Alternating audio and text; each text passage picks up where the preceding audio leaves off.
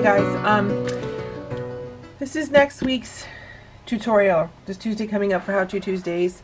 Colored pencil. We are going to work with shine. I'm going to show you guys how to make things look shiny. We're going to use a spoon, which I have drawn here, just a little rough sketch before to save some time. And I'm going to use my Prismacolor colored pencils. I will put in the because I'm not sure if I'm going to use all these, but I grabbed some that I thought would work for what I'm doing, and I will put which ones I used in the comment or in the description of the video. Okay, I will just start out with some instruction, and then I will do a little speed up. I'll speed up the video a little bit because this is going to take a while, but I want you guys to kind of get a head start so we can move forward. So this is a lesson in looking at what is in front of you. You're going to pay attention to what you see, not what you know, but what you actually are seeing with your eyes. Where I can see on here, there are some highlights and lowlights, and the way to capture something that is shiny is creating those crisp edges. Like this white light here, this shine, because it's my ring light that I use to when I film, that's very crisp. Anything that where you see a sharp edge. Now, if there's something reflecting into your spoon or whatever it is that you're using, your shiny surface, it too will have a crisp edge. It doesn't blur, it's a crisp edge. So anything that you mimic that you see in the spoon, if you put it, when you draw it onto your drawing, it has to have a hard edge.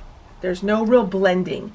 There's some spots down here that do soften, like there's a sheen because it kind of, there's a bit of a hump on the stem of the spoon, but the higher the hump, there is a lightness right there, and then it goes like this and then swoops down. So the top part will have the sheen, but then it does blend a tiny bit. It's not as crisp as what's actually reflecting into the spoon. So some of the reflections on the spoon from the light sources are softer if they're the light itself, but the actual items that are reflecting that you can see in your shiny surface are going to have a crisp edge. So you really need to stop looking at it as a spoon and looking at it as a surface. You're just trying to depict the gradation of grays from light, medium, and dark to where the highlight spots are. Now I will leave certain spots white because the paper is white. Oh, that's not true. I lied. I'm going to go in and cover the whole thing with a very light gray. This one is actually called cool gray, 20% cool gray. I'm going to do the whole thing in that color, and then I will go in, and the spots that are the whitest will remain the lightest. They'll remain that cool gray color. And if I'm not super crazy, because again, it's about the layers. Colored pencil is about the layers that you create and you build up on top of each other. So if I'm not super crazy, if I don't think they're white enough, then I will probably come in afterwards with my Uni-Ball Signo pen, which gives a really crisp, beautiful, bright white. And if it's it's kind of a game of balance, like a little play. So if I don't like the whites, the brights of all the spots where the lights are pinging off the silver, then I will go in and add this to highlight it and bring it forward. And then if it's too bright, then I will go back in with probably my lightest gray, or depending on what's next to it, and then just soften the edges a tiny bit so it doesn't look, I'm basically going and shooting for a realistic effect here because it's a shiny, you can't really flub shiny. You can't fake it. It is what it is as you see it. I do suggest, because I'm using lights in a room, so the lights never change. They hit and they reflect in the same spots, and I can see where I've laid my paper, all that kind of stuff. So if you were working like with a light source outside your window or whatever, then I would take a photograph of what you're doing and print it out so it doesn't move, because it's going to take a while to do this, which is why I'm going to time lapse it and make it go faster. But I wanted to give a little instruction first. So take a photo of it so you have it to look back to as a reference. I will include shadow that I see from my angle here. You guys are looking straight up from the top, but I'm not going to hover over my piece because I want to work as I'm filming. So I'm going to have a little bit of a different angle. I see more shadow in mine, and I see that the light spots, the highlights, are a little bit more, a little different, a little shifted, but it'll still be, it'll still work. So First thing I'm going to do is I'm going to come in and cover the whole thing in this light gray, and then I'm going to come in with the second lightest gray, probably a 50% cool gray, and then I will kind of map out where I see some edges. Like here I can see some reflection edges from stuff that's reflecting on this side of my desk. So I'll come in and add that, and we'll work from there. And you guys, you'll see, like, the instruction isn't super necessary. If I feel, I mean, beyond what I've given you, I should say. If I feel there's more, I'll, you know, definitely pipe in and say what I need to say. But this should be pretty self-explanatory. We are, again, working with realism. I want you guys to learn how to create a sheen. You could do this, we're learning this technique for many things. For the eyes on a portrait, if you want to put something shiny like earrings or jewelry, necklace, bracelets, nails, like if they have shiny painted nails, for leather or anything that's got a shine or shimmer to it in your work, this will help. This technique will help. So number one, you're going to draw what you are seeing, not what you know. We all have a reference of some sort of image or story in our head when we look at something that's shiny. We're going to ignore that, and we're going to actually look at the piece that we're looking at. Okay, that's rule number one. Rule number two is you're going to forget everything you know in terms of shapes. You're looking at the object as is. Just a shape, not a spoon, not whatever it is that you guys put down, a piece of jewelry, whatever it is. You're not looking at that anymore. Once you draw out the space, the shape itself, the basic outline, you're going to forget that and work from what you're seeing. Really try to capture all the little nuances that you have. If you have a brand new shiny spoon or something silverware wise, that's probably perfect, a much better, you'll get a much crisper image. I personally do not have that, so I'm using something that I buffed up a little bit to get a sheen, because I really want to capture, I was really trying to capture all the stuff that was reflecting from around on my table that's in the spoon itself. So if you could find if you do have a new piece of cutlery or spoon or fork or whatever, knife, I suggest using that instead. Also, if you're working from a window, you know, the light from a window, take a photograph, because the light will move and it will drive you crazy when you try to work on it, because it's going to take a while and you're going to want to go back probably and take a break and pause. And you're going to go crazy trying to remember or trying to see, like, you have the light over here, all of a sudden it's now over here because the sun moves. So take a photograph, print it out, and work from that, okay? I'm going to lay down, excuse me, the base color first with my coolest gray, which is, again, cool gray 20%.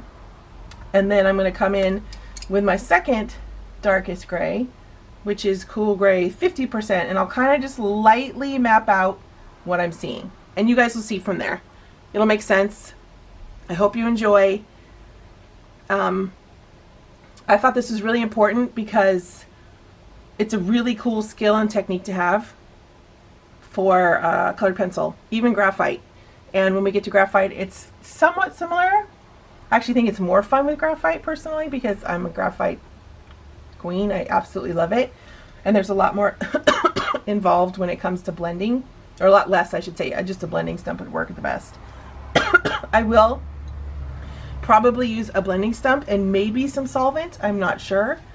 Some solvent, the Mona Lisa odorless paint thinner. I might use that as well. I'm not sure. It depends on how it turns out with my actual blending, how good it looks. If I have too many strokes, then I might use the solvent. I'm sorry. And I will also probably use the Derwent blender as well, because as the last video said or showed, that I absolutely loved how it looked. So I'm so sorry. Let's get started. Okay, bye guys. I forgot to mention, try to start out with really sharp pencils, you guys. Try to use really sharp pencils. And we're gonna work not a lot straight up and down. At the beginning, it's gonna be a lot of flat work for the colored pencil, to lay down the colored pencil. I'm doing very softly. I don't want a ton of color. This is just to remove the stark white of the paper, because nothing really is white. And I'm sure you're probably not really seeing. I can see it, but because it's so soft, you guys might not be able to see what it is. that I've laid down. Just using the side of my pencil.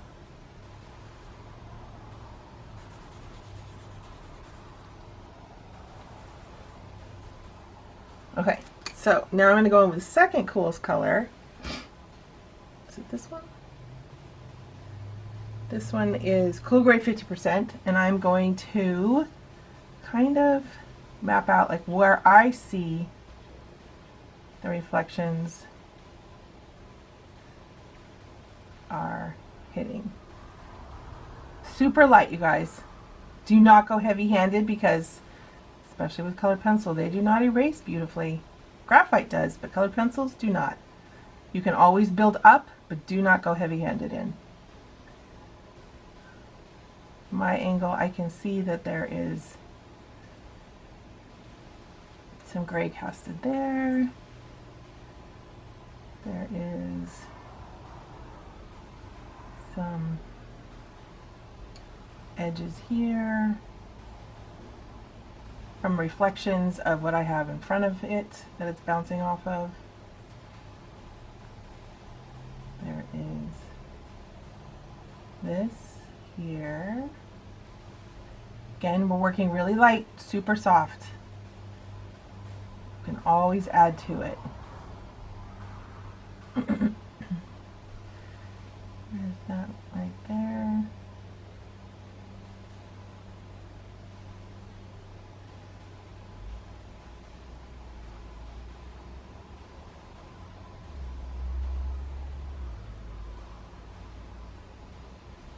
This almost looks like a little dimple, at least for me. I don't know why I'm coughing right now. I have been fine all day. I've not coughed at all until just now.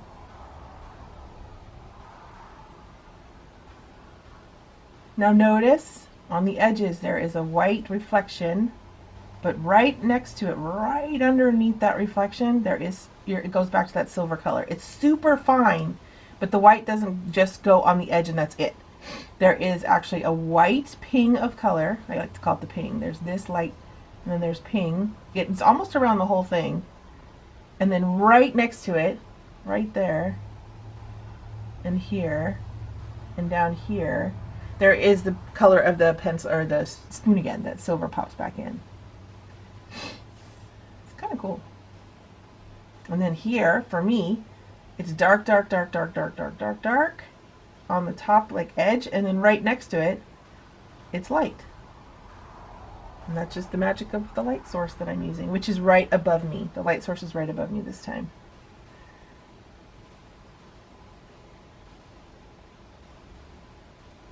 So we're working layers, laying my pencil on its side. I'm not working straight down. Laying my pencil on its side and just working. I'm going to come in just a little so that you guys can see how I remember I talked about in video 2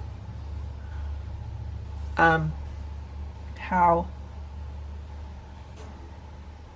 when I work I go, my strokes are sometimes straight like this, super soft though, sometimes straight and sometimes they do these little swirls. I have little swirls. I use the swirls mostly. I kind of mix it up, like, you know, you have like, you print and handwrite together at the same time. If you know how to handwrite, you while you're printing, sometimes your handwriting sneaks into and it just, the letters change back and forth. It's the same idea for me, is I do a little strokes and then I do the little swirly thing. The swirly thing comes into play when I want to get rid of any what I consider a crisp edge that's happening with the color that I'm laying down, because I want it to be a nice smooth transition.